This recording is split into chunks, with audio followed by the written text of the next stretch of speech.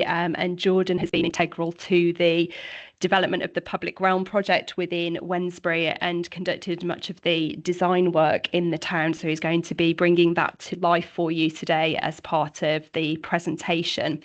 Kira, if you could move us on, thank you. Excellent, thank you. So just by way of context then, so I'm the Levelling Up Partnership Programme Manager, and so I'm responsible for the Levelling Up Partnership, which is covering the Wednesbury area of Sandwell, and it's a pot of capital investment. What we're going to be covering in today's presentation is a short introduction to what the Levelling Up Partnership is. Jordan will then take you through some of the details of what's been delivered in Wednesbury Town Centre, and then we'll move into looking at the evaluation that we've conducted, reflecting on the approach we've taken, some of the findings from that work, how we've started to disseminate it, and also thinking about next steps and some of our challenges and reflections. Thanks, Kira. So the Levelling Up Partnership, as I said earlier, it's a 20 million investment programme in the Wednesbury area. This came about in 2023 as part of the previous government's Levelling Up agenda, and Wednesbury was selected to receive this investment. What it's meant in practical terms is that we're delivering a set of 5 interventions within the Wednesbury area, covering a range of outcomes such as enabling housing delivery, improving green spaces, extending community centres, but the subject for today is looking at the work that we've been conducting in the town centre itself, which has combined both some public realm style intervention along with some targeted interventions to improve safety in the area and perceptions of safety. So at this point I'll just hand over to Jordan, who's going to explain a little bit about what the project has delivered. Thank you, Rebecca. On the next slide, you'll see some before and after photos of some parts of Wednesbury that you may recognise. The public realm improvements focused on 3 main areas that we were looking to improve. The first was Union Street at the top there on the left. That was it before. And there were worn, slippery or sunken paving that created trip hazards. Shop owners had a habit of encroaching into the pedestrian space. And broadly speaking, it was a very unwelcoming environment in terms of design. So we upgraded this with high quality and much brighter stone. We subtly defined some spill out spaces by retaining a drainage channel either side of the street. We even changed some of the lanterns on the lampposts to a more traditional style. Surface water runoff was channeled into water the new trees for more sustainable drainage, but we also established during our consultation exercises that the lip edge of the channels that had existed previously were often used by visually impaired people to make their way along Union Street, so we kept those in. We put in new cherry blossom trees to provide some protection from the wind, and they change colour during the course of the year. That gives Union Street a new feel every 4 months or so as they go from pink to red to green. The final major change was the benches. You can find the same models in as diverse places as Coventry, Barcelona, and the City of London. And these have been installed in a variety of arrangements to enable people to rest or socialise more effectively than if you were to just install them parallel to the building line. They were intended as being the street sort of informal living rooms, and despite some initial confusion as to why the benches weren't straight, we've had plenty of positive comments about them encouraging conversations between people using the high street. One of the key aspirations of the Wednesbury Master Plan was also to improve the visibility and connectivity between the tram stop in the town and the town centre.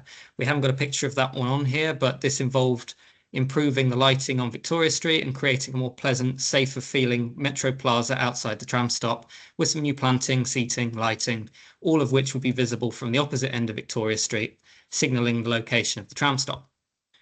The final intervention in terms of public realm was Ethel Flader Square. This is it on the left at the bottom before and afterwards. The intention here was to try and create an identity for a space that, as you can probably tell, doesn't really have one in that picture. It was windswept and it felt a bit left over, but was a major pedestrian thoroughfare between the bus station, Union Street, the leisure centre and Morrison's. Some cost pressures also meant that we wanted to try and reuse as much of what was already there as possible and try and introduce some degree of coherence to the design through some proposed changes. The mosaic, which is at the centre, and the maze that you can see on the image of the right were already there, and we considered that the centrepiece with those lines in a darker grey paving radiating out from it, and that would define where we could put new stuff in the square to have spatial connection to the mosaic. We considered in the design not only Wednesbury's location at the centre of the conurbation, but also the town being the centre of the West Midlands metro network, and how the nearby tram stop and the bus station that's right next to the square enables the town to be connected to every corner of the region. We tied this a bit to the town's unique history that stretches back far beyond the Industrial Revolution, and when the town was a centre of manufacturing for metal tubes and indeed even tube trains at Metro Camel, to its medieval history at the centre of a collection of fortified towns across the region. These are all developed by someone called Queen Ethelfleda to defend against Viking incursions. So all those connecting strands we brought together to try and position Wednesbury at the heart of the region from this space. The mosaic was at the centre, and we built a map of the region around it.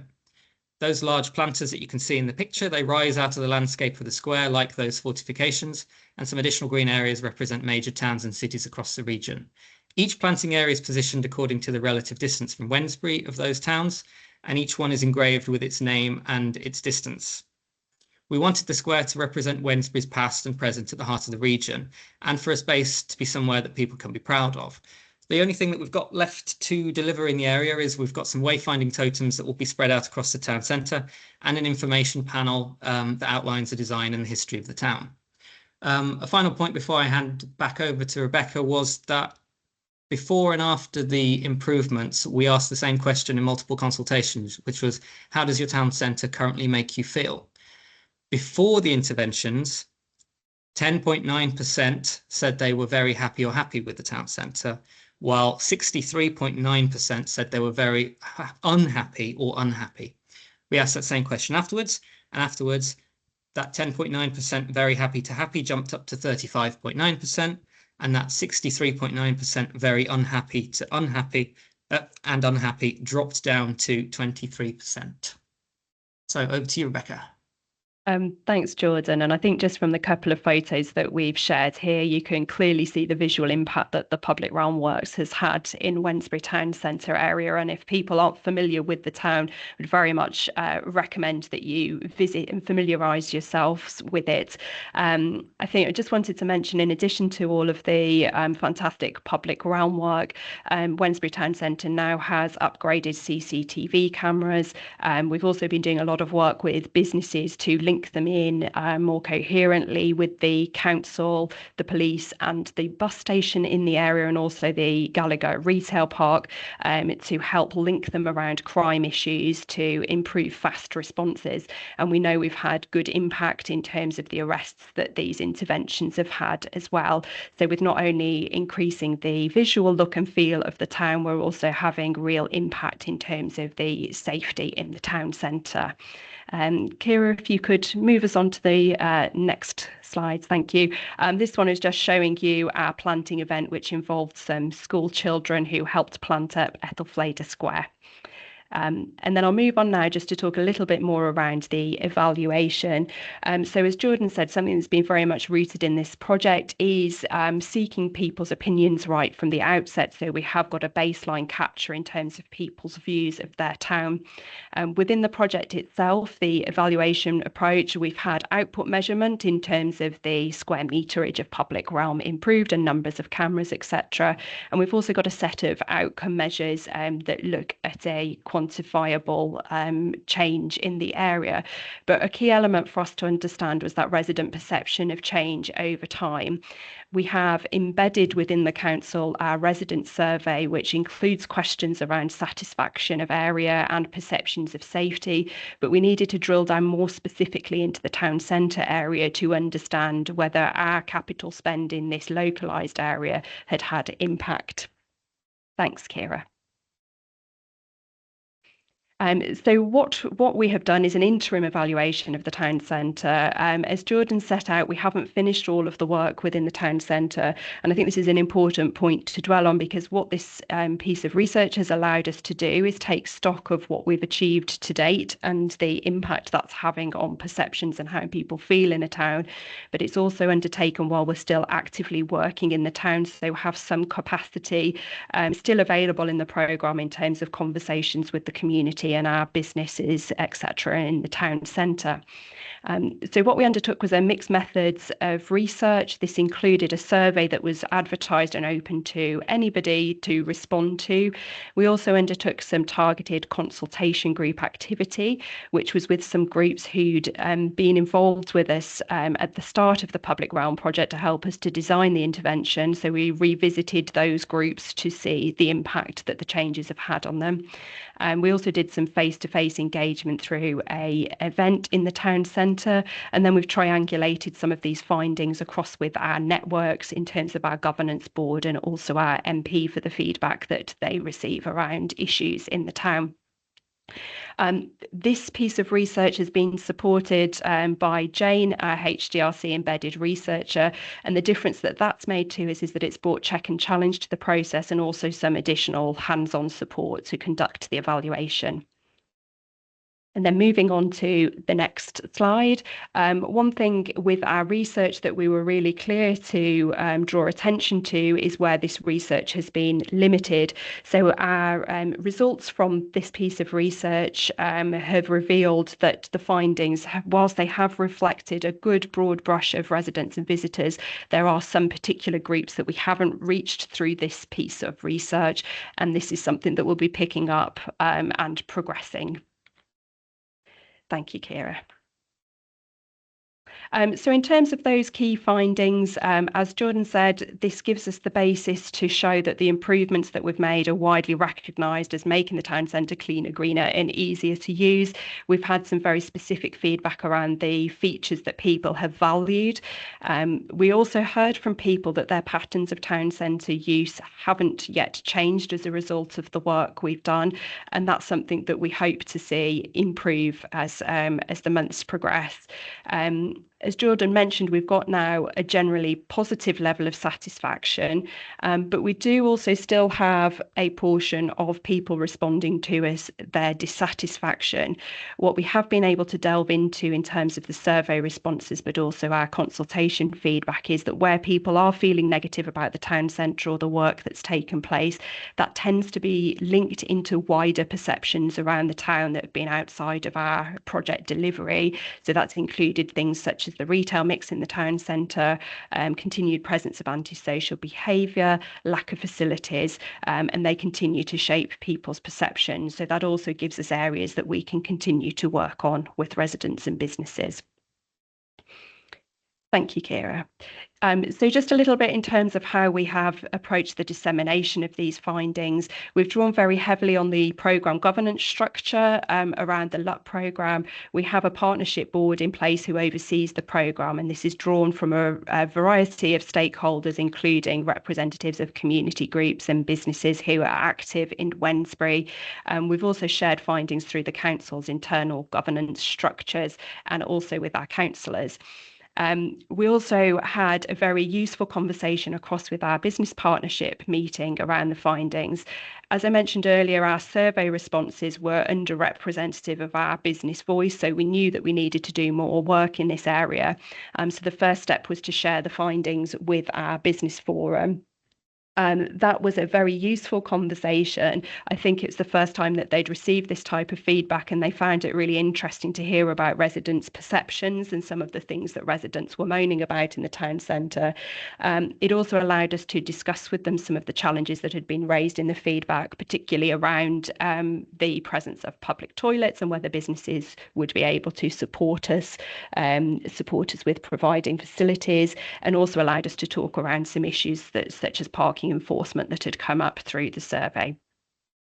Today's event is also a useful strand for us in terms of disseminating these findings and reflecting on our practice, but we do still have lots more to do. Thanks, Kira. So on the next slide, I've just set out some of the areas that we've already been able to take action on as a result of this research.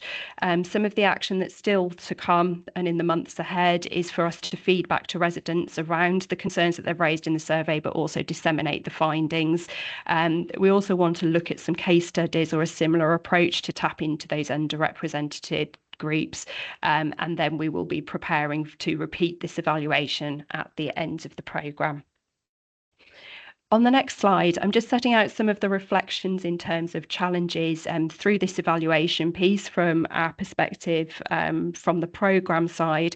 Resource constraints I know come up time and time again. This evaluation was only made possible because we were fortunate to have capacity from a graduate placement. So we were very ably supported by ESA, who was able to put in a lot of time and effort into not only designing up the consultation approach, but also to bring together the analysis afterwards. I think I also wanted to mention that capacity limitations are particularly a challenge in trying to conduct interim evaluation, whilst the likes of Jordan and other colleagues are very much still heavily in the delivery space in terms of making things happen on the ground. But we have found it very worthwhile to have that interim perspective. In terms of things that really can help us as practitioners, I just wanted to say something around consistency and standards and the benefit that this can bring in terms of efficiency, and things that I was thinking around here are around having the good practice around conducting focus groups, but also good practice in terms of creating surveys, right down to small mechanics around, from a council perspective, is our rating system 1 of 1 to 5 or 1 to 10? Anything that can sort of give us more structure and direction in this area reduces the burden on us to plan from scratch every time that we're conducting evaluation like this. And I was really pleased to hear last week that the HDRC have got a work strand focusing around consistency and standards and the kind of advice that can be given to the council in this space. I also just wanted to draw attention that for us, we've really benefited from working with the governance board through the partnership, because that's given us greater reach into the community, but also acted as a sounding board to test the findings of this evaluation. Something that was also a point of reflection was around the challenges of reaching community groups and residents, and something was occurring to me around whether there is appetite for embedding mechanisms around this, so that we don't have to go out into the town every time trying to find the right groups to work to, which is very labour intensive for us. So that was really just a hanging question in terms of wider council and partners' appetite for that kind of structure being in place. And then a final point of reflection was just how valuable it can be to share insight like this and learning, but also testing findings through communities of practice and similar. And again, really interested in if there's appetite from others to work in this kind of way.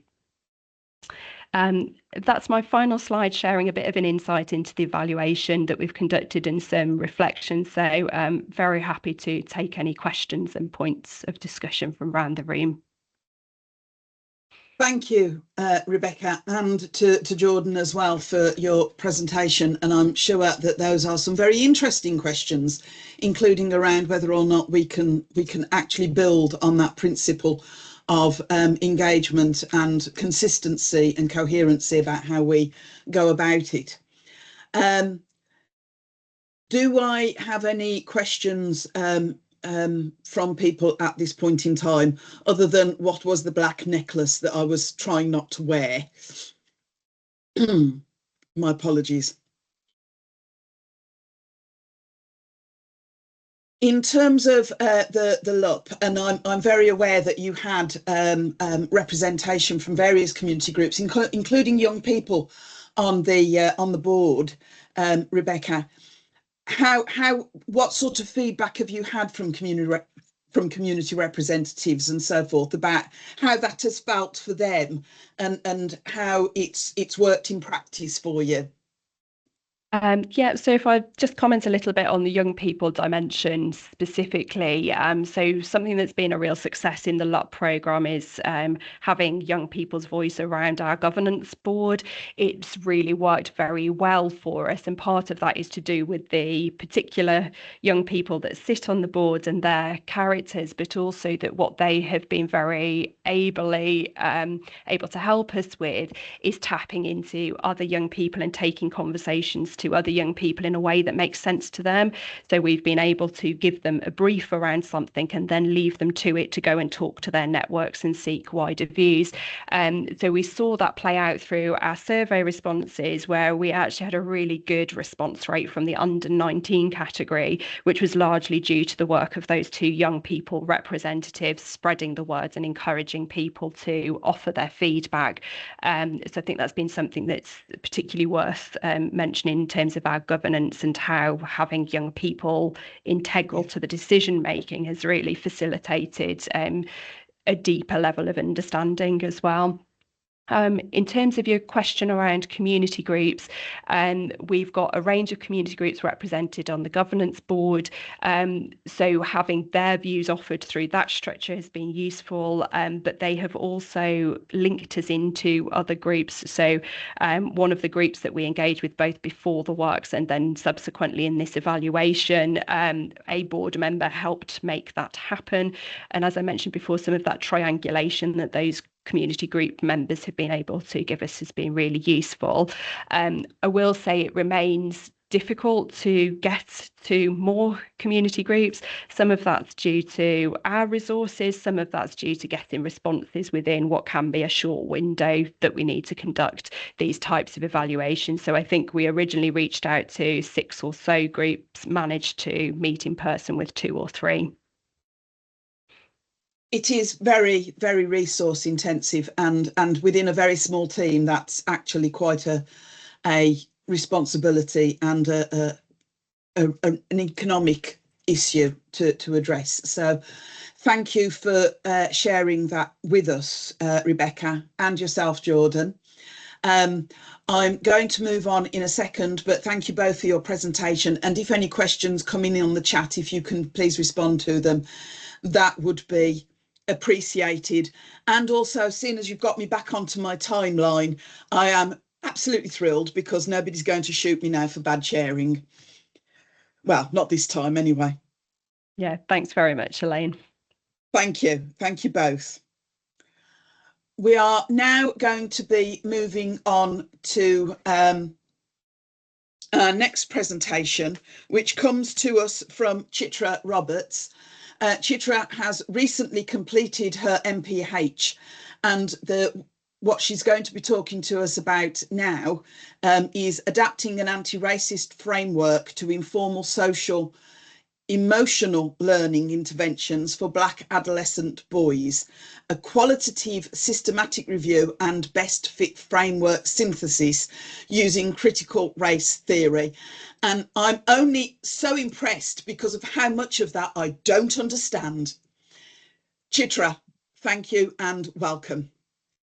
Thanks, Elaine. Yeah, it's not really a title that rolls off the tongue, that's for sure. So, yep. I'm going to share my slides, just bear with me. Okay, hopefully.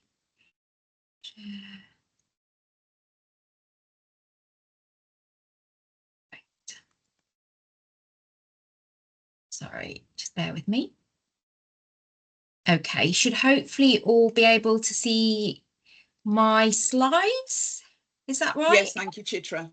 Can you see my slides? Or yes, you can see my slides. Fantastic. Okay, brilliant. All right, so good afternoon, everybody. As Elaine said, I'm Chitra Roberts. I'm the Behavioural and Marketing Insights Programme Manager here at Sandwell Council. I work within public health. And yeah, my title is a little bit unwieldy, but hopefully through this presentation, I'll be able to sort of decipher kind of different components of it and kind of break down kind of the piece of work that I did.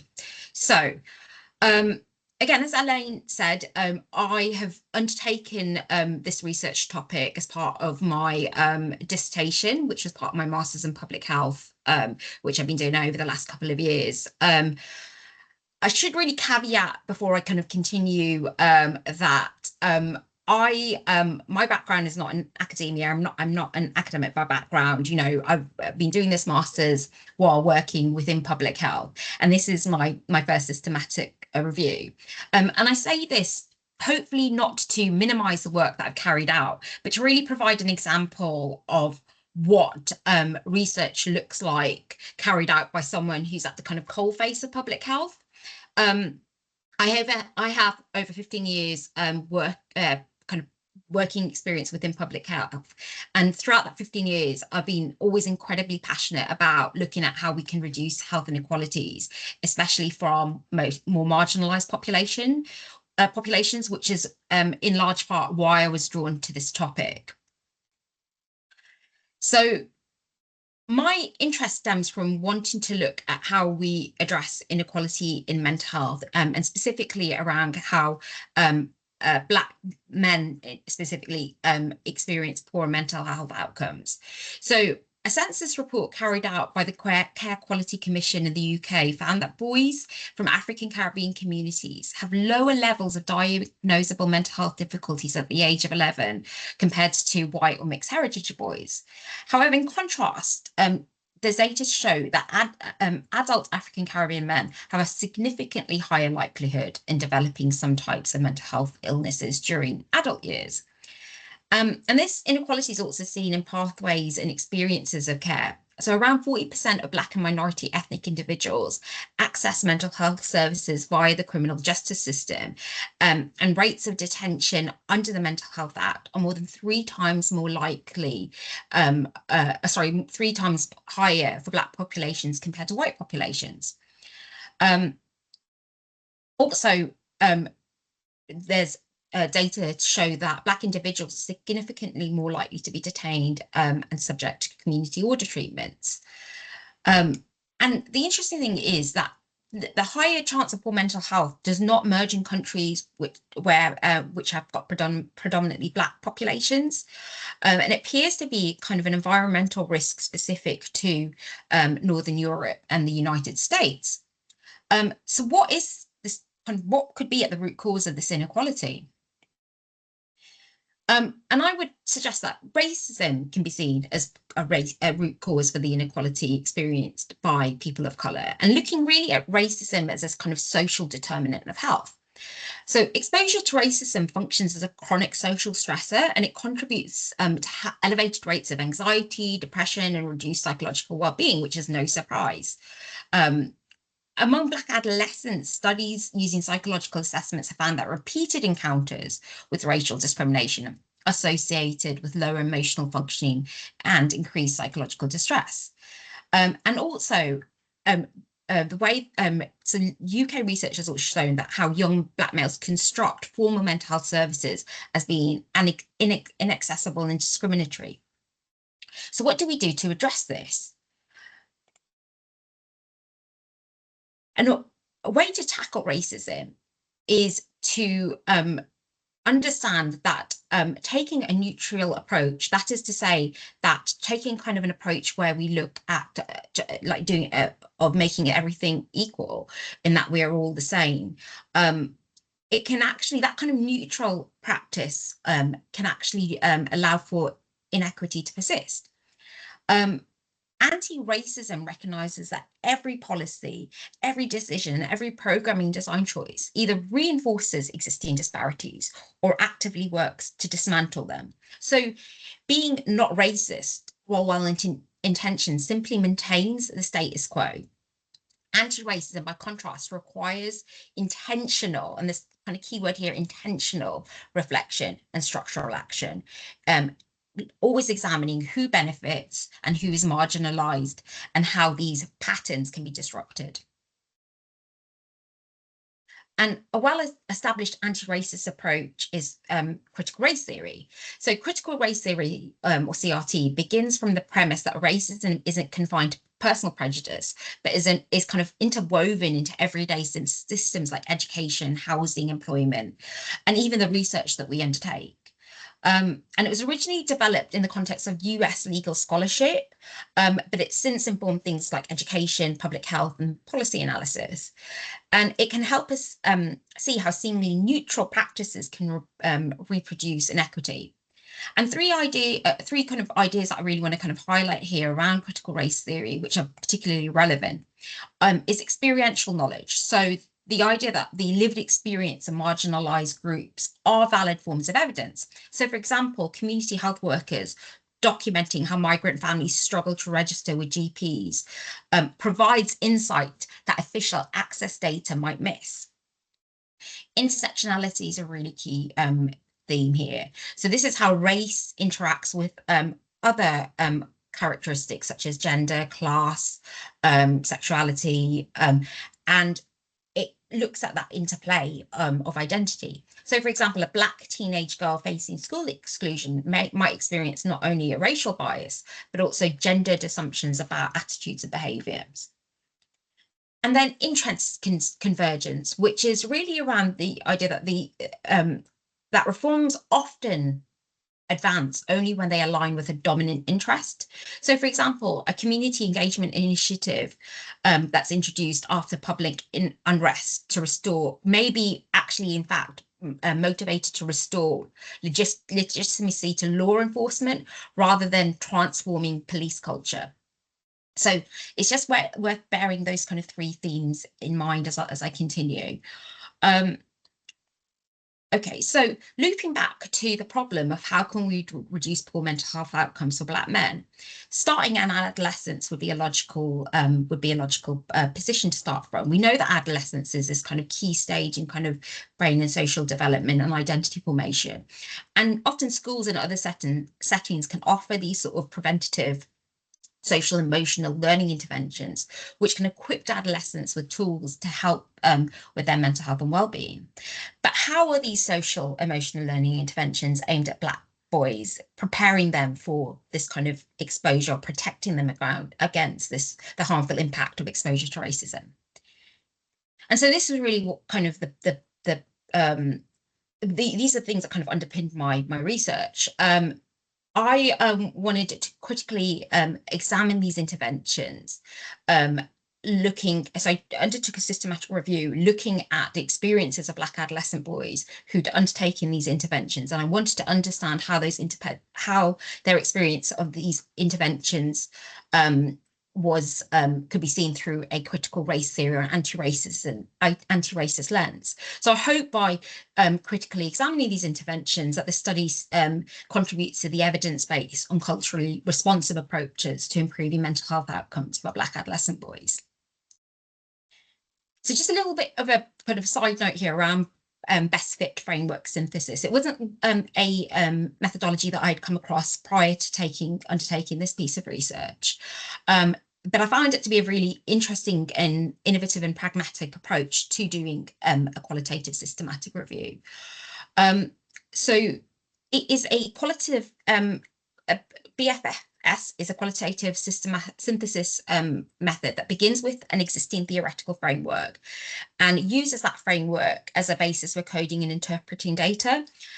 Where the data does not align with the initial framework, new themes can be generated and incorporated, resulting in an adapted model. So it's a real pragmatic approach to bridging sort of theory and data. It doesn't require a perfect fit. It doesn't require a perfect framework to already exist. You can take elements of different pieces of research around or different bits of writing on a particular theory and incorporate them into the framework, which is what I did in this instance.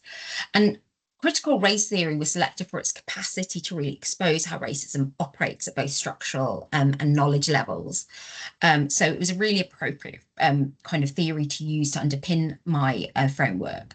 So as mentioned, I used key research and writings on critical race theory and spotted like themes and patterns within those pieces of research and those papers to then come up with to shape the themes and the concepts within my framework.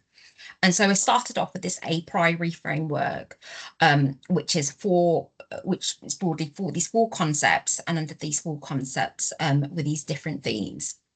And so I used that framework once I'd done my searching and identified my the literature that, not the literature, but the papers that I would be reviewing. I use this framework as a way of coding the qualitative data from those selected papers. So just to give you a bit of a sense of the concepts, but also kind of the results as well. So the first concept was around framing racial identity, which comprised 4 different themes. And this concept really examines how racial identity is acknowledged or contested or erased from research. So one of the themes was structural racism, which is reflected in how education systems and research models and interventions designed are often informed by white privilege. So in a way, who decides what is proper research? That decision is not without bias, and that decision often is decided by a privileged few. Deficit based framing is also a theme worth noting, and this is the idea that framing matters in this research, or in these papers that I was looking at. So in some of the papers that I was looking at, Black boys were the behavior of Black boys was framed as lacking or problematic, and it was kind of reinforcing harmful narratives about this target population. So interesting, one of these studies, which was looking at a mentoring scheme, looked at outcomes of a program being linked back to assimilating into the dominant culture, which could be interpreted that there is something problematic about Black adolescents that makes the need for their behaviour to be adjusted, as opposed to there being a problem with the dominant culture. Analytical depth was my second concept, and this looks at how far studies went beyond the kind of surface level description to analyse how kind of history and society shape racial inequality in lived experience.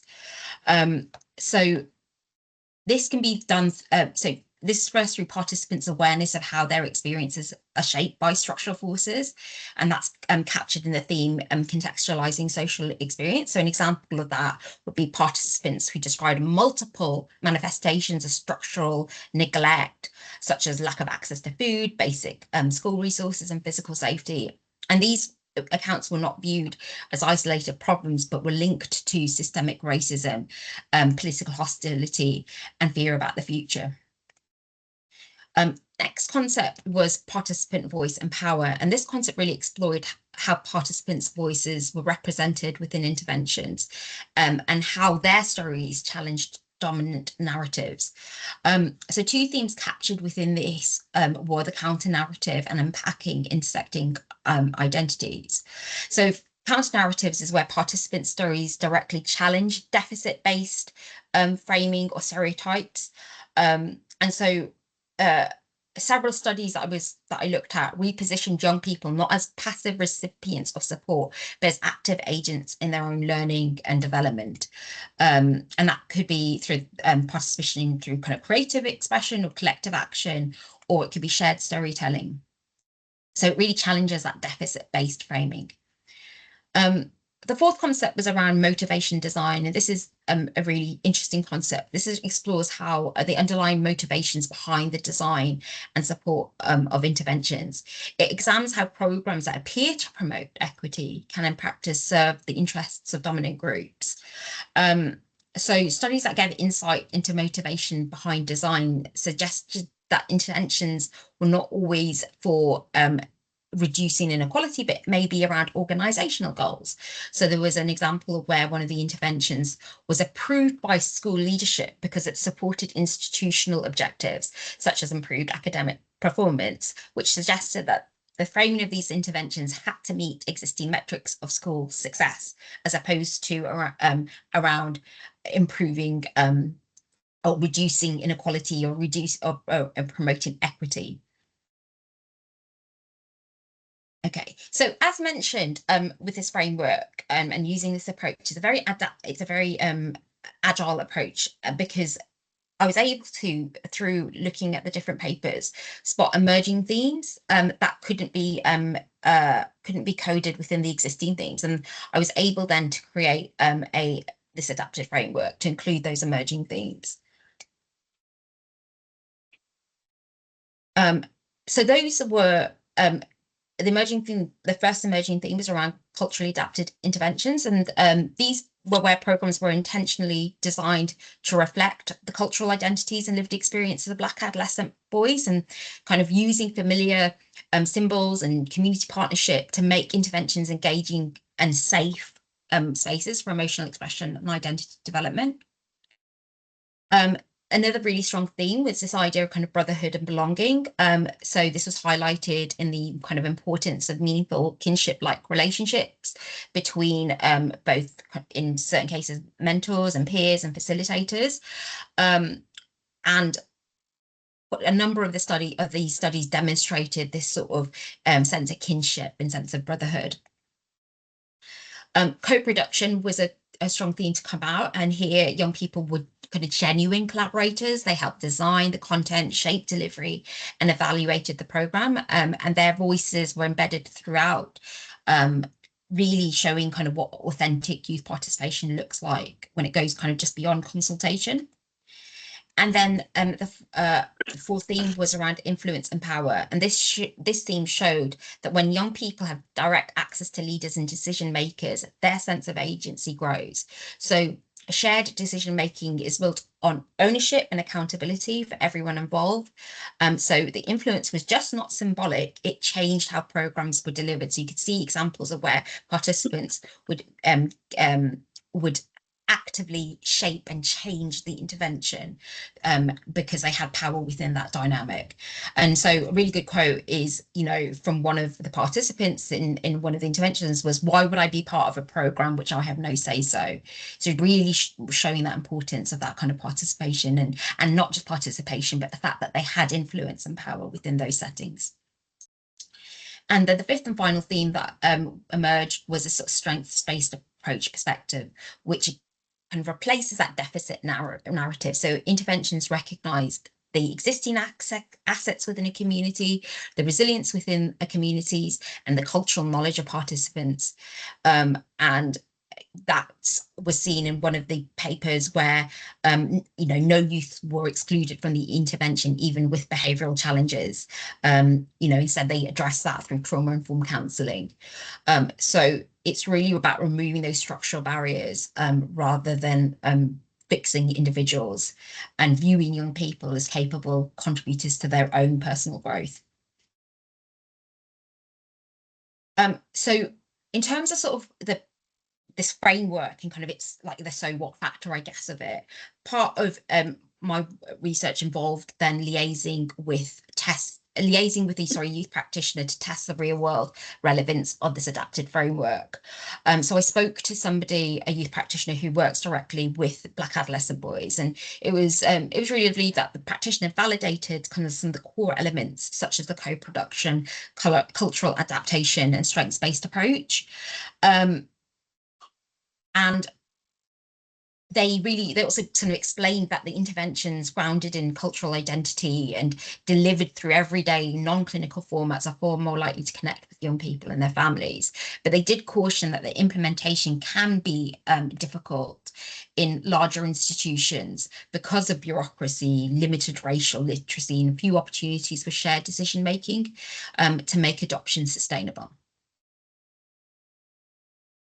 So for me, kind of in terms of take-home messages for practitioners, policy makers, and research, I'd start off by saying, from a practitioner point of view, I think it's about taking a pragmatic approach to theory, and I think something like my experience is best fit framework synthesis really offered an ability to not to be too worried about getting theory perfect, but actually looking at a particular theoretical approach and using that as a basis for a framework.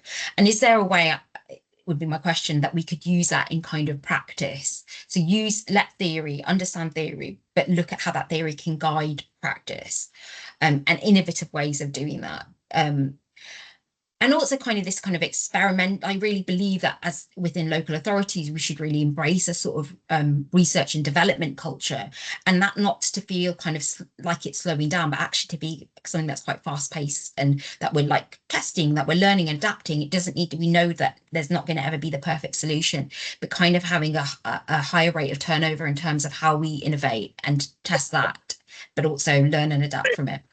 And then from a policy maker point of view, it's incredibly important for decision makers to understand that, for me, racism is a social determinant of health, and as such we need to give it its due attention. And this, from my research, looking at which came out really strongly, the interventions that really worked is when marginalized voices were centered in positions of power and influence. So it wasn't just like getting kind of consultation, it was ensuring that they were in seats of power, ensuring that they were in seats of influence to actually shape interventions that are aimed at them. And embedding anti-racism into commissioning process and operational standards, for me, is just a really quick win for us to understand that if we want to tackle racism, we have to take an anti-racist approach. Then this, as mentioned, there isn't a neutral space in this. And then from a research point of view, more research, all of the research that I looked at, and I did a massive search, there was no research that I could find on UK-based targeted mental health interventions for Black adolescent boys. So I'm sure that these exist. They just haven't been researched, or from my findings, I couldn't find evidence of where they've been researched. So I'd really encourage, both researchers to be proactively going out to find those pieces, to find where that work is going on, but also where this kind of really good kind of work is going on for us as practitioners to shout and look at where we can link up with researchers. So yeah, so that's a kind of a whistle-stop tour of my research. Would welcome any questions, comments. So thank you. Thank you, Chitra. I'm sure everyone will agree that that was a really well planned and delivered piece of research for your masters, and your masters was ably deserved, and we congratulate you again on having passed that. There is one question in the chat from Jane. Was there any opportunity to sense check or share with Black youths your findings? Unfortunately, time didn't allow. As you can imagine, with a dissertation, that the clock is very much ticking, and it was something that I really wanted to do and incorporate into it, and it's something that I am looking to do and take this kind of research forward by doing that. I did get the opportunity, as mentioned within the presentation, to speak to a practitioner who works with that target population, and they were able to provide kind of feedback on the utility of it. So that was really helpful. But yes, certainly that is 100% something that I would want to do. Thank you. Lena, over to you. You have a question. Yeah, first of all, thanks very much, Chitra. That was a really great presentation, and was really looking forward to hearing about this study, and it is a really great piece of work. So well done. I just wanted to pick up that point actually about, the time to then go back and, and sense check it with people from the target population. And it goes back to that co-production issue, doesn't it? Where, we're always balancing that sort of co-production gold standard with timeliness. And I suppose what struck me from your presentation about the sort of inherent structures, the structures that we have and the processes that we have don't have that time for co-production built in because of that, that power structure, if that makes sense. It's kind of built on the fact that, yes, this is how the decisions are made. And I think to change that, we're going to have to actually build that time in ourselves. We're going to have to influence the processes to allow for that co-production. So that for me is one of the takeaways from this. It's actually how are we not just doing that work, but actually making sure that realistically we have the time and the capacity to do that work in a structure that isn't set up for that. And I think I'd add to that, Lena, that I think it's almost before co-production. In a way, if we flip it around and, I guess so this would be a really good example. I kind of, from a practitioner and person that's doing my master's, selected this thinking that this was an important piece of work to do, but in a way I'm doing a piece of work on a population that I'm not part of, so I have through my very nature selected and identified this, and we need people in, and this is kind of comes back to the point that it's at an influential policy, what we decide is even a priority. That really needs, the power isn't with us in that. It's for us to work, and in collaborative feels too weak a word, for how people should be at the front and center of research Yes. that is being done to them and onto them, and be part of Yes. that. So even before we get to so it's not a co-production, it becomes a whole exercise. And in fact, we Yeah. should maybe get co-produced on, you know, in a way, like it's just, I think it's always trying to, the dominant narratives around how research is done, in a way we need to really change, I think, or really need to and question. that's where or co-production critically comes in, praise. kind of Yeah. takes it right back and says, okay, we start from, you know, from the very beginning. And yeah, at the moment we just don't have the structure for that, and I think that in itself says a lot. So that's something to go back and reflect on. Definitely. Thanks. Thank you, Lena. Just to note that there is a comment from Shaheen in the chat for you, Chitra, about their links with the Gambian community and the Black majority churches, if that helps as part of your next steps. So I'm sure that that will be something very worth investigating. In the meantime, the next question comes from Jane.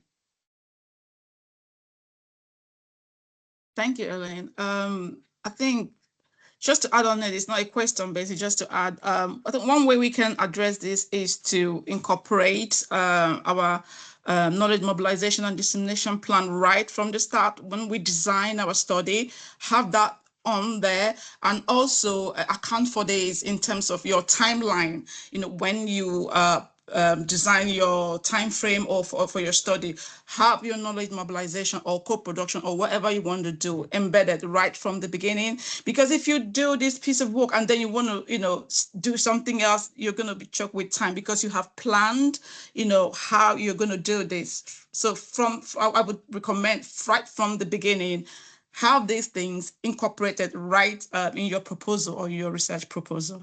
That would help account for the time. Thank you.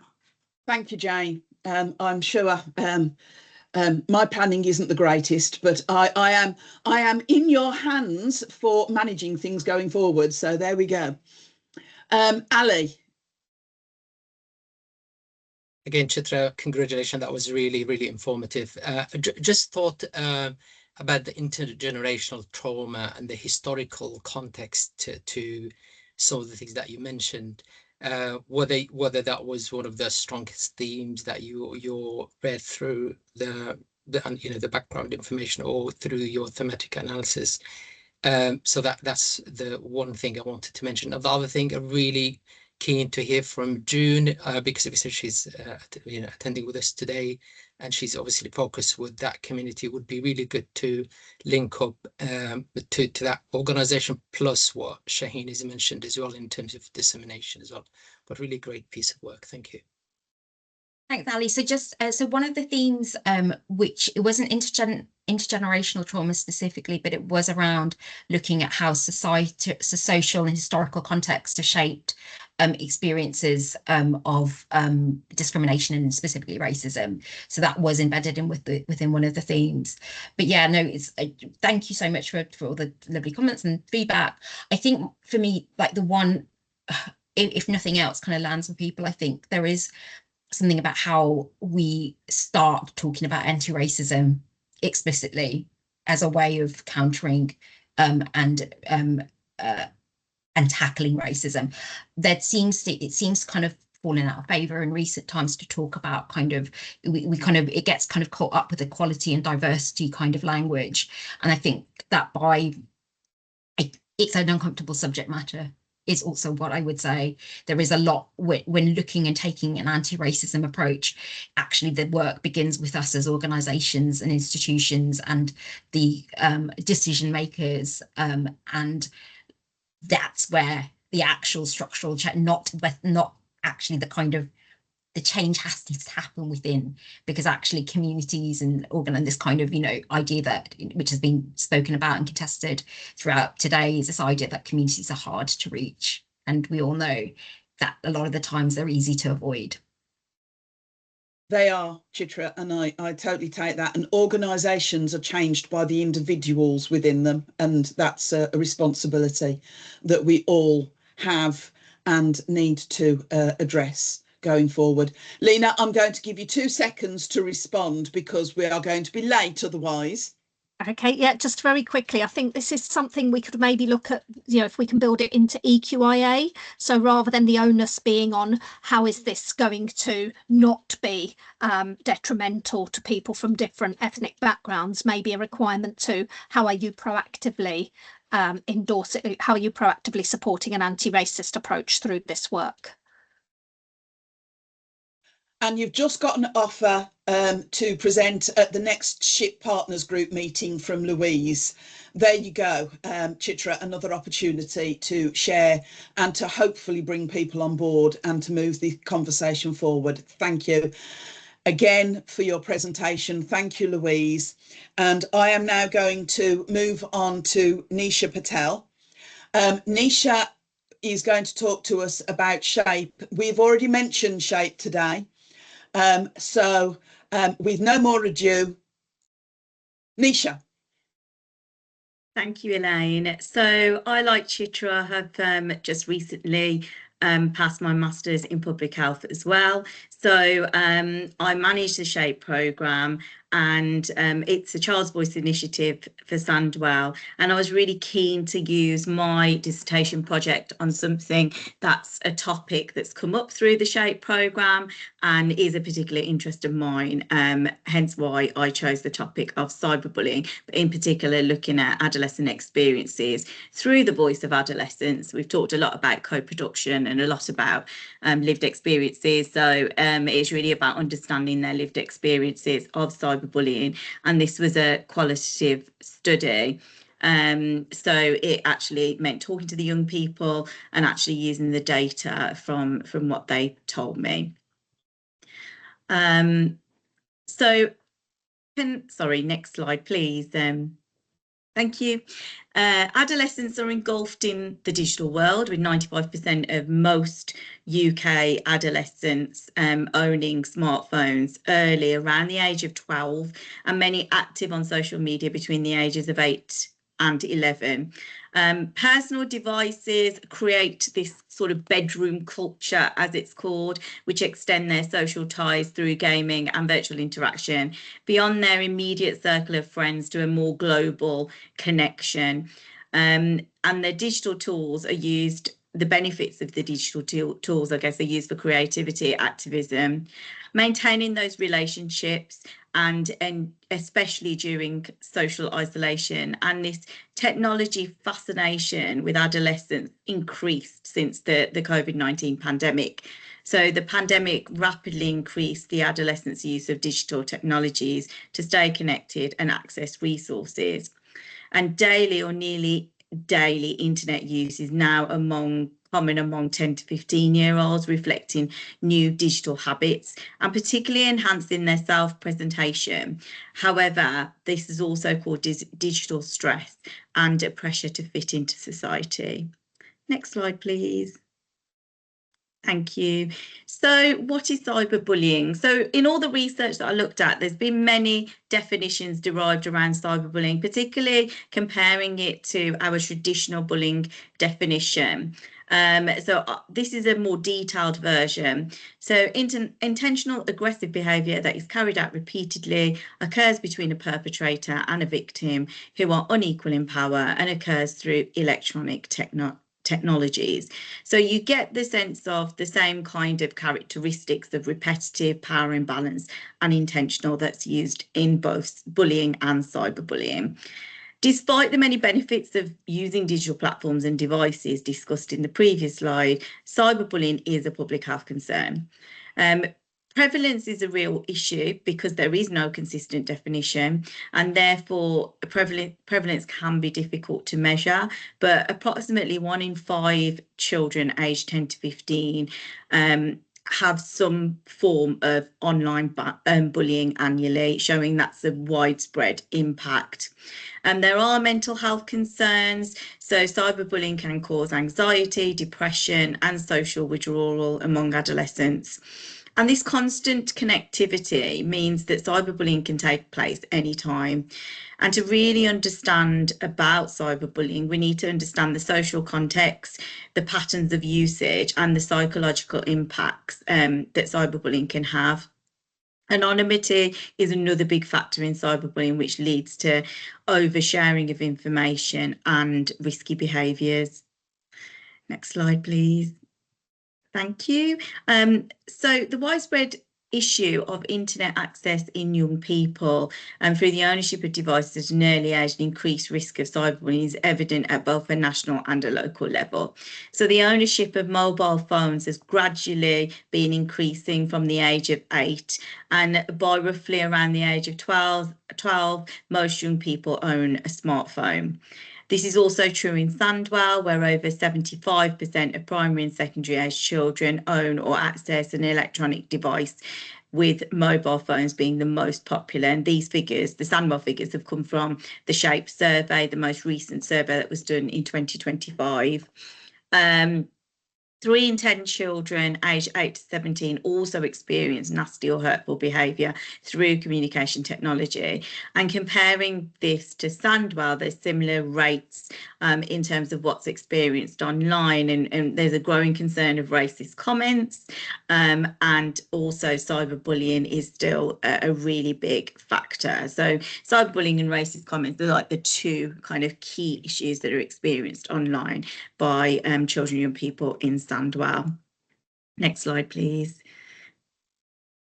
So after a comprehensive literature review, which showed a large amount of research on definition, prevalence and the impact of cyberbullying, there were some gaps in knowledge which this study was aiming to address.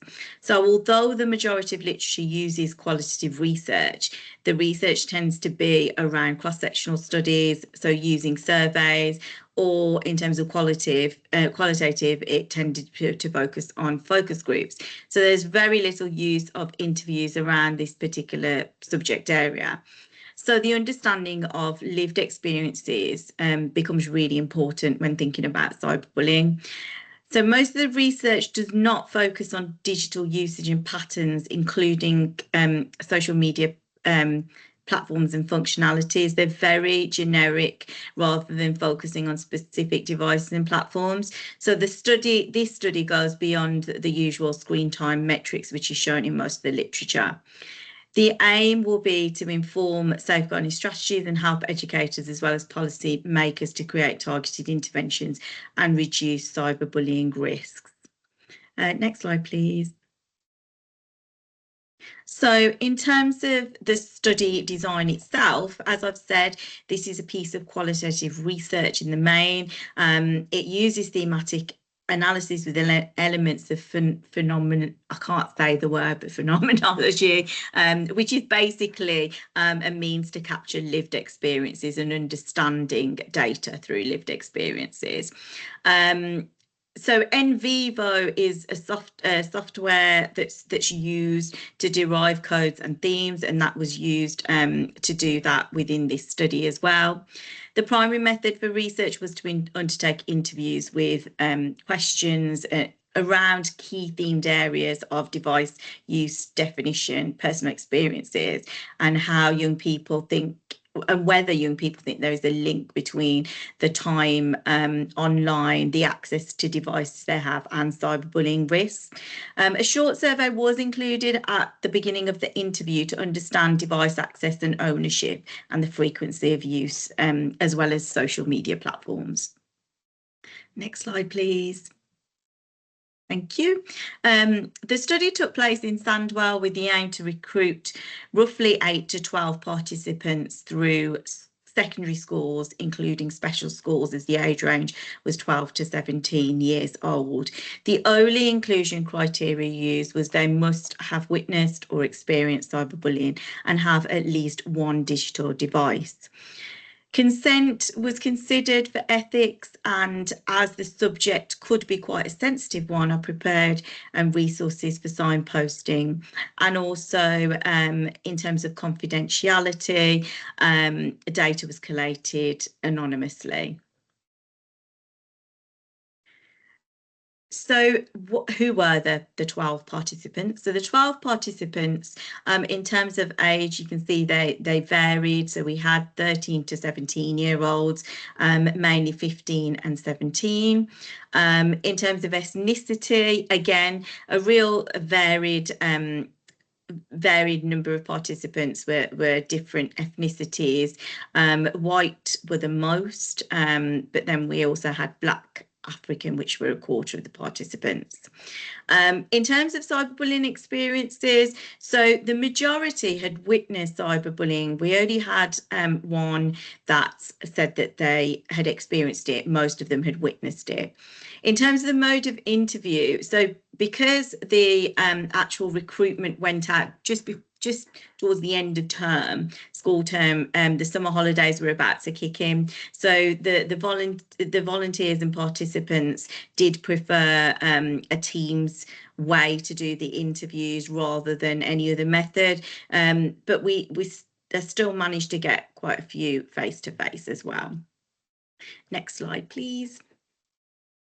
So in terms of the findings, as I said, NVivo was used, and I used a particular technique, which is a 6-step technique to qualitative research called Braun and Clark's method, which helps to derive codes and themes from the data rather than preconceived ideas. So as you can imagine, with all the work that I've done around bullying and cyberbullying in particular, I didn't want my own preconceived ideas to come in. So it was really important to stick to a technique, and Braun and Clark's was the one that I used. Next slide, please. So there were 4 themes that were derived. The first one was communication through digital devices. So all participants owned a smartphone, which isn't unusual with the general sense that phones were, and I quote, their entire life. So as young people have a phone, all of them had a mobile phone, they owned a mobile phone, and they made references to it being their entire life was through that mobile phone. Time used varied from 2 to over 6 hours, and this was because during the weekday, obviously young people are in schools, so weekday usage was around 2 to 4 hours, and at the weekend over 6 hours was generally the daily use. And the primary use for using their devices was social media and chatting.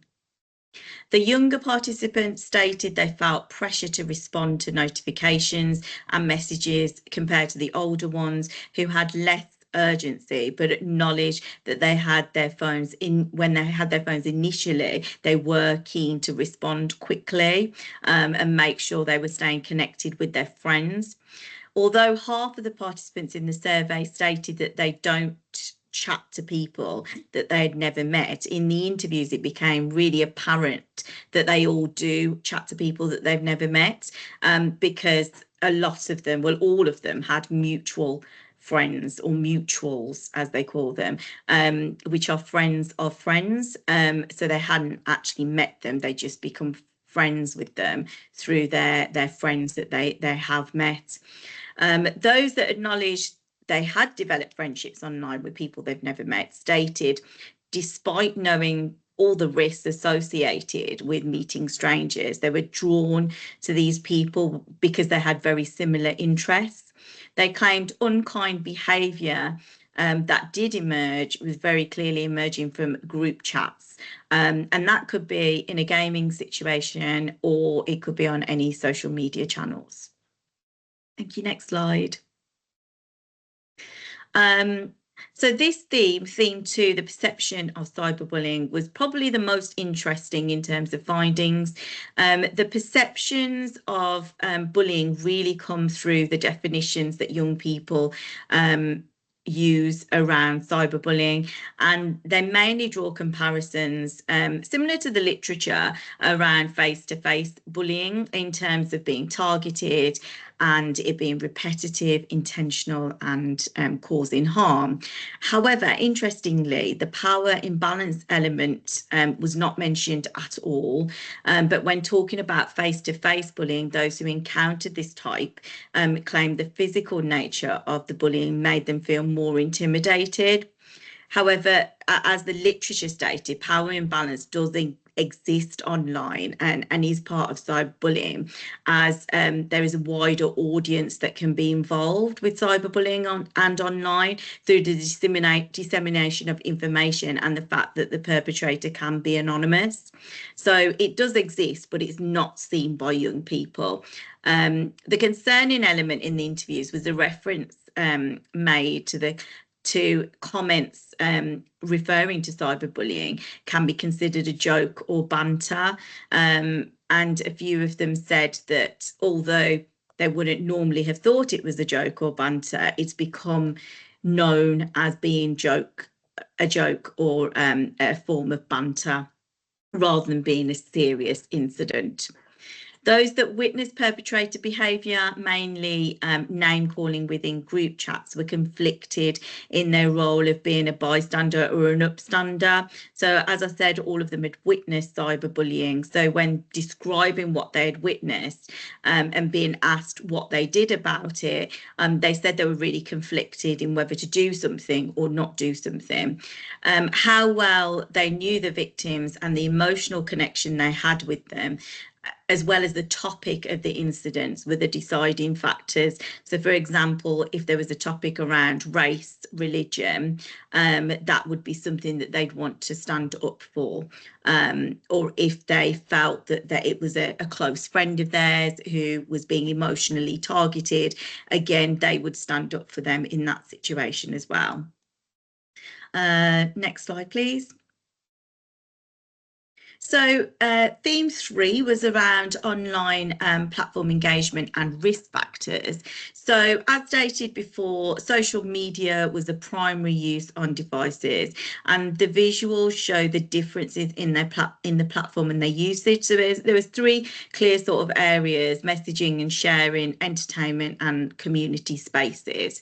So in terms of messaging and sharing, Snapchat and WhatsApp, there was still a distinct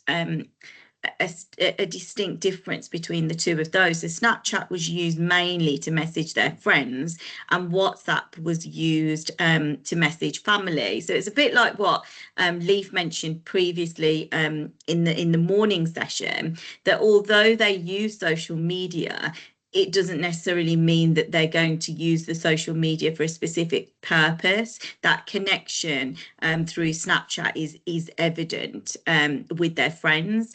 And some of them stated that they were only using WhatsApp purely to speak to their family rather than their friends. In terms of entertainment channels, YouTube and TikTok were the most used, and the community spaces where there's an opportunity to have a group chat or talk about a specific topic area, then Snapchat and Discord have been used. So all participants were aware of the risk factors involved with social media, from receiving inappropriate messages to anonymity, and the lack of non-verbal cues meant they were unable to interpret the intent of the other person online. Aggression was a trait that's seen in particular through online gaming and the group chats through there. And they understand how important privacy and security were, and never gave out personal details, even if their accounts were made public. But despite understanding all the risk factors, this doesn't deter the young people from using social media platforms. In fact, they continue to explore their identity and maintain friendships through social media, and that was considered a really important part of their life. Next slide, please. The final theme that was derived was around prevention and intervention strategies. So there was an acknowledgement from nearly everyone that was interviewed that cyberbullying could never be prevented, and therefore strategies used would be required to reduce rather than prevent cyberbullying. And these included digital literacy education. So that would really help in terms of the young people, how they communicate digitally and online would make a massive difference to how it was being perceived. Stricter age verification measures are always sort of necessary. School-based awareness So there was a sense of schools not being aware of the issue of cyberbullying as much and thinking it's not a priority for them. And the awareness of national policies such as the Online Safety Act, which is available and is there, but there's a lot more work to do around making this more, people being more aware of it. Individuals had their own sort of coping strategies, and the block button was the button that was used the most online, and it would be to block people that they didn't know, or who had sent them inappropriate messages, or if they had started engaging in a conversation with them which was feeling uncomfortable, they would just naturally block them. They could delete posts, or they could log off.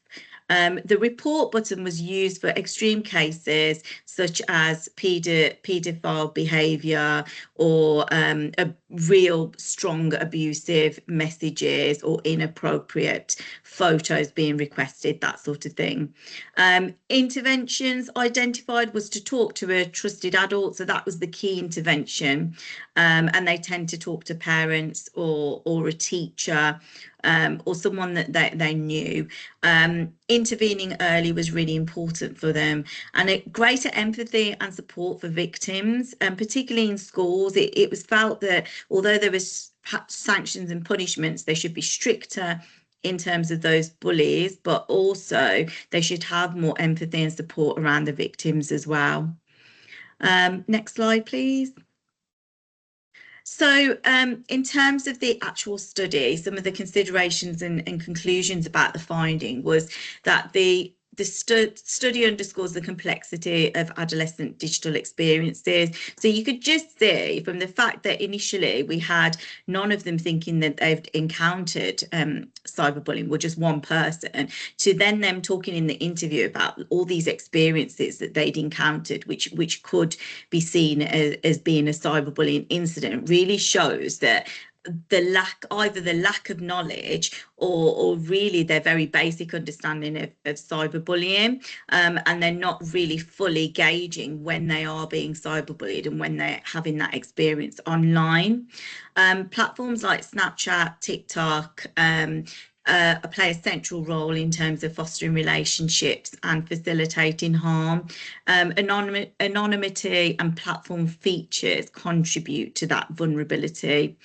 Cyberbullying is seen as unavoidable, and the coping strategies used by adolescents are ones that they can do immediately, rather than using any other sort of strategies or any other services.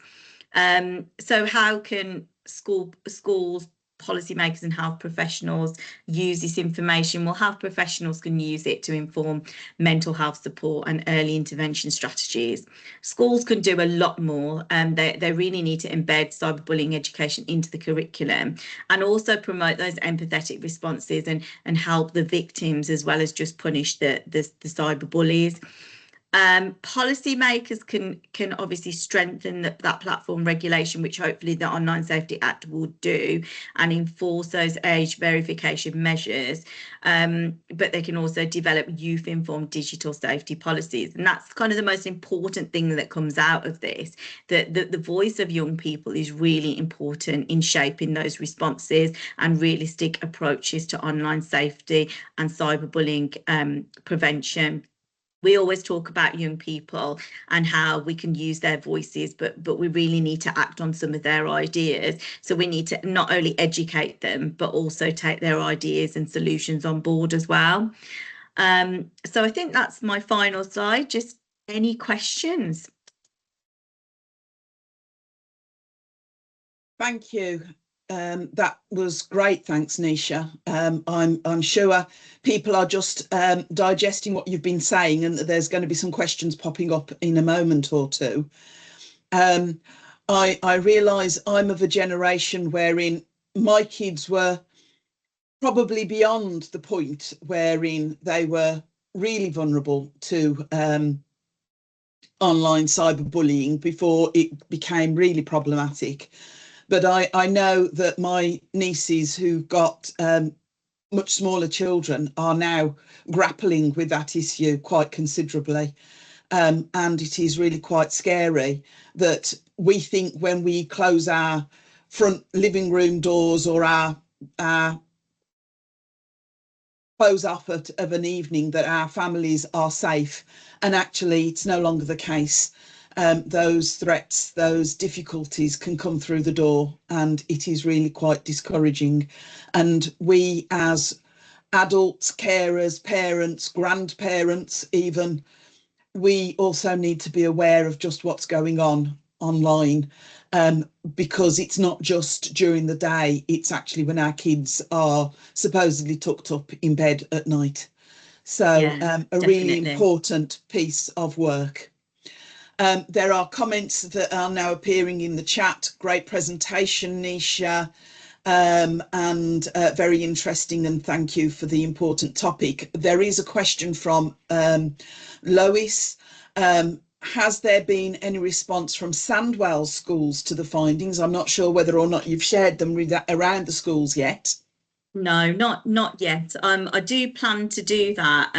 So I plan to share the information through various different avenues. Really, we have a Child's Voice group which it's going to, and I shall probably take it to the school head teachers meetings as well, and make sure that it's shared there. I think within schools there's already a lot of work around bullying and trying to tackle it, and everybody should have an anti-bullying policy in place, but how effective they are, that's debatable. I've done a lot of work with schools myself, and we've trained about 40 to 50 not just head teachers, but a mix of staff in anti-bullying too, and we found that was really good, and they really found a lot of insight into it. But I think some of the information here can be used to further enhance that training that we've done. So I think that's a kind of idea I've got. And also in the SHAPE survey, the annual SHAPE survey, bullying has still come up as a topic. So that those sort of findings are being taken to all areas of the council. They'll be presented to the leadership teams within each of the directorates to actually think about what they can do on this particular topic area, because at the moment it's a lot of what the SHAPE program's doing around bullying and cyberbullying, and there's a lot more across the council as well that can be done. Absolutely. Does anyone have any additional questions, or I am going to move on quickly, but I again ask that Nisha, if anything does come into the chat, if you would respond to it. 2 suggestions for sharing both this afternoon's presentations, which brings together voluntary and community organisations to share practice and discuss issues. That's from Louise. So I'm sure that we will be following up on those suggestions. And again, if people have got additional feedback or comments or suggestions you can make about how we further share the information that's been provided to you all today, we do welcome that feedback. Please add it to your feedback forms. In the meantime, it is my privilege to welcome Joan Blaney. Hello there. She's had a distinguished career spanning nursing, education, local government and the voluntary sector. She doesn't look old enough to have done all of that. She's founded women's charities and grassroots organisations in the UK and South Africa, earning recognition such as the European Black Women's Federation Award, a CBE and an honorary doctorate from the University of Wolverhampton. Through the William Wilson Turner Foundation, she continues her late husband's legacy of promoting preventative medicine and community health. A published author of Hidden Lights and From Kitchen Sink to Boardroom Table, Joan now focuses on children's literature, creating picture books with characters like Harriet Hart and Barney Brain that inspire healthy choices and positive well-being. I welcome you, Joan. Hi there, Elaine. Thank you so much for that introduction, and also for being able to take part in this symposium, which I found incredibly educational and informative. It's just so fantastic to hear about all the wonderful work that's been done. I have to begin by saying we weren't actually setting out to do research. So I feel like a little bit of an imposter here, because our project was basically about educating, listening and understanding how people felt about their health and the support available to them. So we weren't a formal evidence gathering, but more a community insight, learning what will help inform practice and policy. So to the first slide, please. So our project was called Healthwise, a community-led health education initiative. And we operated in Oldbury, West Bromwich and Smethwick. We chose these 6 areas as themes that we would include in the project because they reflected some of Sandwell's most pressing health concerns: high rates of cardiovascular disease and diabetes, growing challenges around mental health, persistent digital exclusion, and the need for better support in maternal and prenatal health care within diverse communities. And I think we're all very much aware in the health sector of the fact that Black women are 3 or 4 times more likely to die in childbirth. So that was one of the issues we felt was very important for us to address. Next slide, please. There were 3 key areas of our project. The first was on the themes that we discussed. The first part of it was 6 workshops, which were mainly attended by local communities after our outreach work. And these were interactive and included presentations, group discussions, and also people sharing their lived experiences, feeling safe enough to do so. We did this also because the second part was the outreach, and there were 2 parts to our outreach. The first was basically identifying and documenting local healthcare services and support that was available. And we did this because, just as an example, we run a program called Tech Connect, which is based at the New Testament Church of God in Oldbury. And that is where we are training, providing support and literacy digital training for elders in the Black community. Now, the church is across the road from the library at the council house, and they also run a series of digital programs, literacy programs, but none of the people across the road knew about it. So we recognized that whilst there are a lot of excellent services available, quite often people didn't know that they existed. So we documented them, and within those workshops they were handed out to people so that they could find out where to go if they needed help. The second part of the research was actually speaking directly with people to find out what their concerns were, and not only about their concerns, but what solutions they thought or what actions they felt needed to be taken. And all of this was captured in our Healthwise report. Next slide, please. Collaboration is, excuse me, a key part of our work, and we're very pleased that we have so many partners that we're working with in the community. And these partners really are based on the type of work that we're doing. For Healthwise, you can see the list of our partners, which was quite extensive because we felt this was quite important, not just about networking, but also to help raise awareness of what was actually available in the community.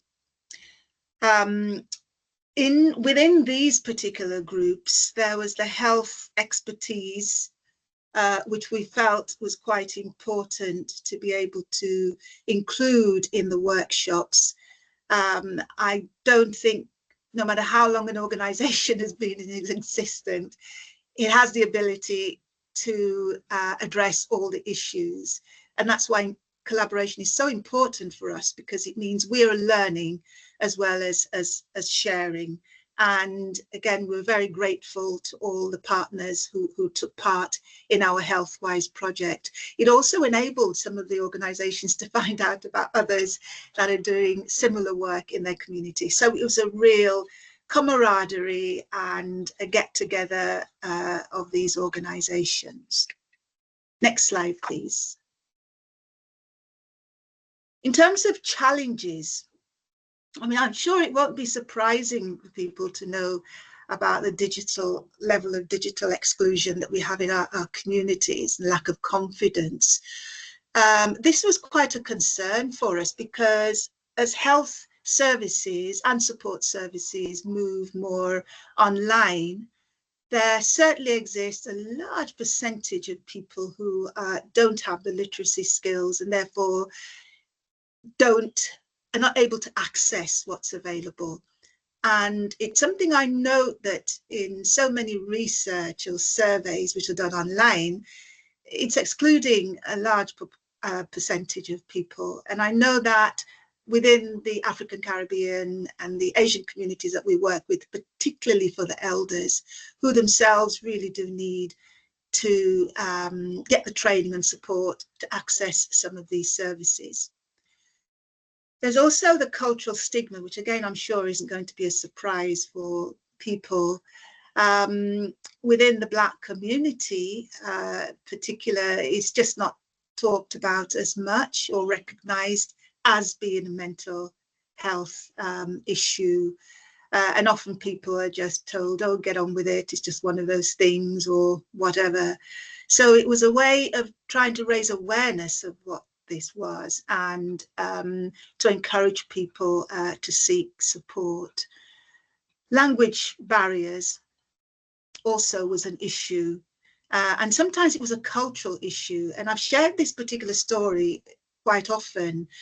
When we had our meeting around diabetes, there were around 67 people in that workshop at the time. And they were asked if they were told the story of an elderly Jamaican man who went to his doctor and said he had operation.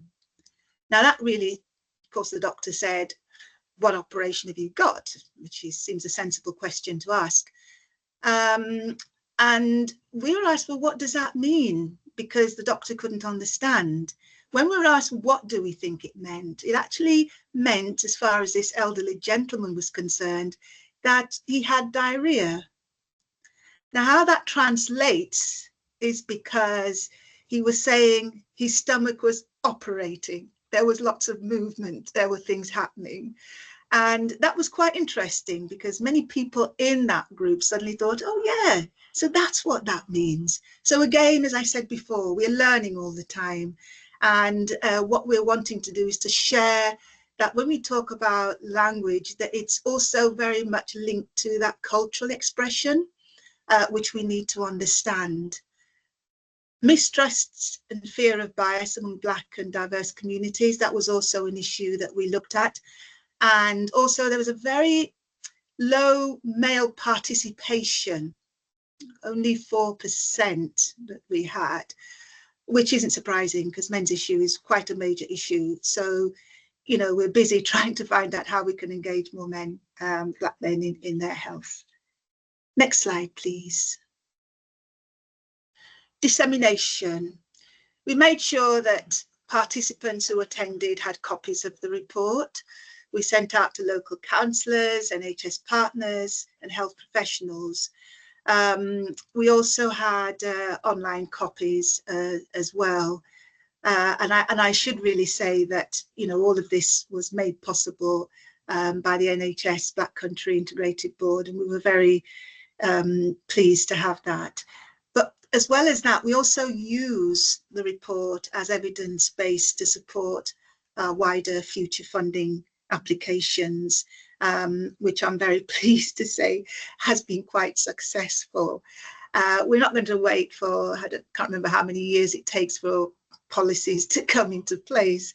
We're basically finding the resources we need, working within our capacity, and continuing to do some work that were recommendations or actions identified in that report. Next slide, please.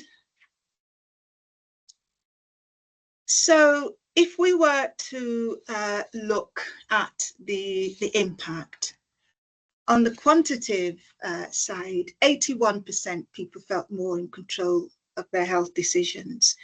And this was great to know. And we've had people saying how they have actually changed their lifestyle following the work that we'd done. And I think this data certainly shows real evidence of impact. People feel when they're informed and have more confidence and are motivated to act on what they have learned. These numbers reflect genuine behaviour change, moving from awareness to empowerment. Next slide, please.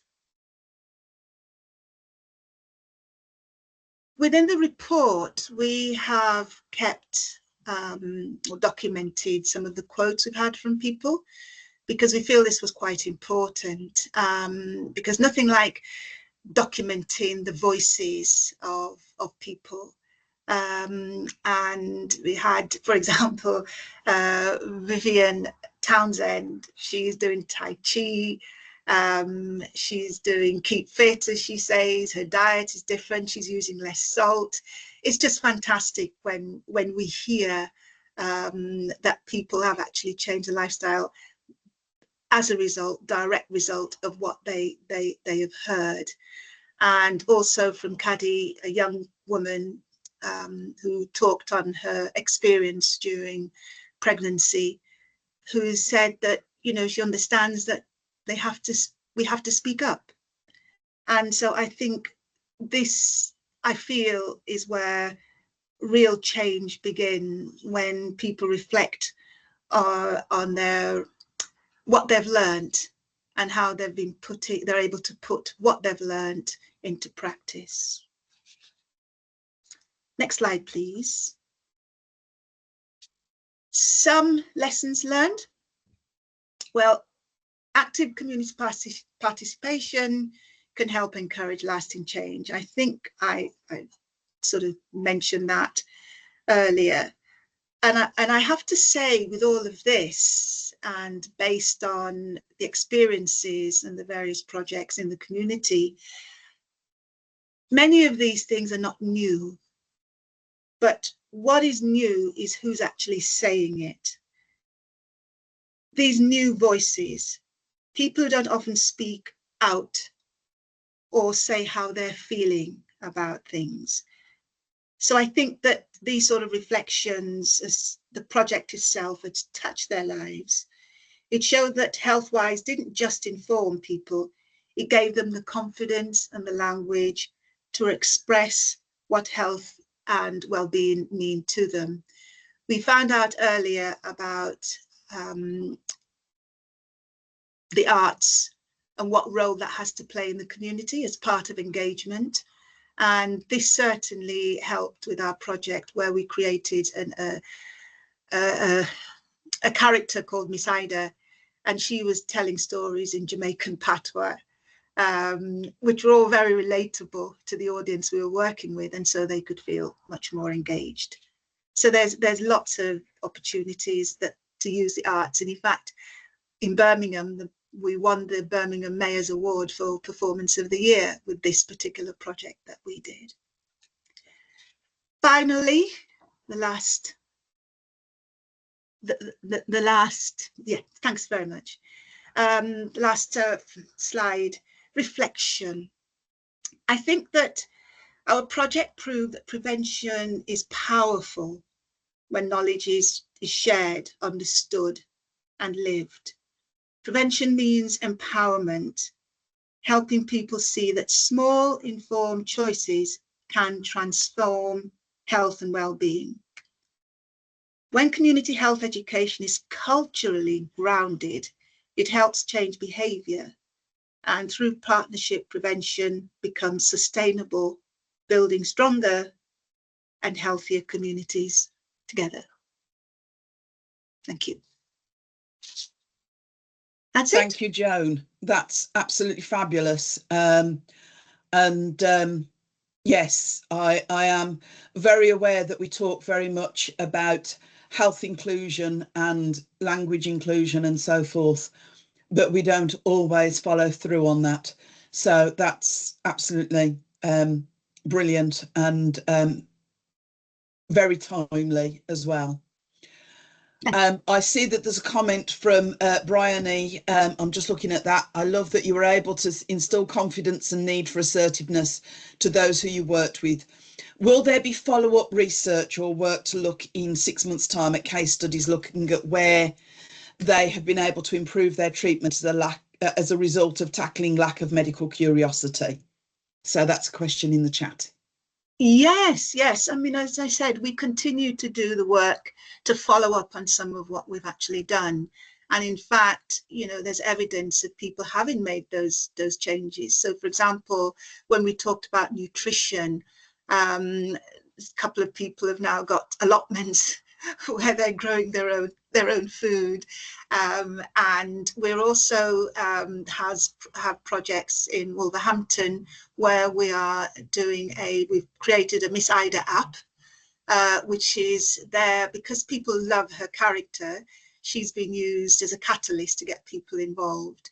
The issue around mistrust, we've just completed a survey actually on mistrust within the health service. That's due out in the next couple of weeks. We attempted, our target was for 200 people. We had 304 responses, which again, not only talked about why the mistrust was there, but also what needed to be done about it. So within our capacity, and we are a very small charity, which is one of the reasons why we depend so much on partnerships. So we're constantly having to work within our capacity in terms of what we're able to do. You certainly seem to be using your capacity to full effect. Thank you. Okay, there aren't any other comments, and I can't see any other hands raised at this point in time. But thank you, Joan, for your presentation this afternoon. It's been greatly appreciated by all parties. Again, I just would like to reinforce our thanks to everyone who has presented and participated today. It has been a really, really good session. And on that note, I want to thank in particular Jane and Chiara, who have made this symposium happen, and who have done such sterling work in prepping for it and actually delivering today's event, which I am sure you would all appreciate. Thank you, Jane. Thank you, Chiara. We do appreciate all of your hard work. We are very grateful that we have been able to adopt Jane into the HDRC and that we will be using her skills ongoing in future. So thank you for that. My thanks to you all for bearing with us and sticking with today's presentations. It is really helpful that you have done so. But I'm now going to hand over to Jane for her to do the summary and final remarks. Thank you, everyone. Thank you, Elaine. You've actually done amazing work today. Thank you. So good afternoon, everyone. It's been an honor to share today's research symposium with you. First of all, I would like to extend our sincere gratitude to our distinguished speakers, our panel members, our chairs, Elaine and Anna, for their invaluable contributions, and to Kira for her hard work working behind the scene. Kira has been doing much work, you can imagine, behind the scene, and to all of you for your active participation and insightful questions. It's been very, very, very, very useful. So over the past few hours, we have explored the theme of today, which is knowledge mobilization and dissemination in local authority setting. Just to share a key takeaway from myself is that some of the challenges to research sharing or even conducting research is lack of time, resources, lack of confidence in skills. And despite this, we can still do primary research in local authority or even evidence review. And one key takeaway I want to take is that research with me and not to me. So this is something I picked up today. So do research with me, but not to me. And that means involving our local communities and residents, involving people. And that ties nicely with our PPIE strategy that we're adopting here within the HRC.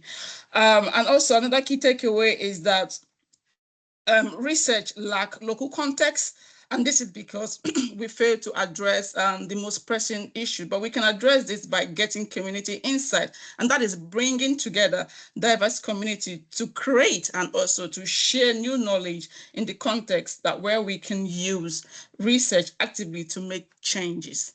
So I hope that today's discussion and presentation will spark new ideas, discussions, collaborations, and as we continue to work within the council to serve our local residents and communities. Just want to say thank you once again for being part of this successful event. I would say it is successful because from the comments, you can see that it's been very informative and very interesting. And hope to see you in the next year. Thank you, everybody. And don't forget to complete our feedback form as well. Thank you. Thanks, everyone. Take care. Thanks, everyone. And thanks, Jane and Kira. See you soon. Thank you. And Thank look you at so that, we're much. finishing on time. Thank you all, great day.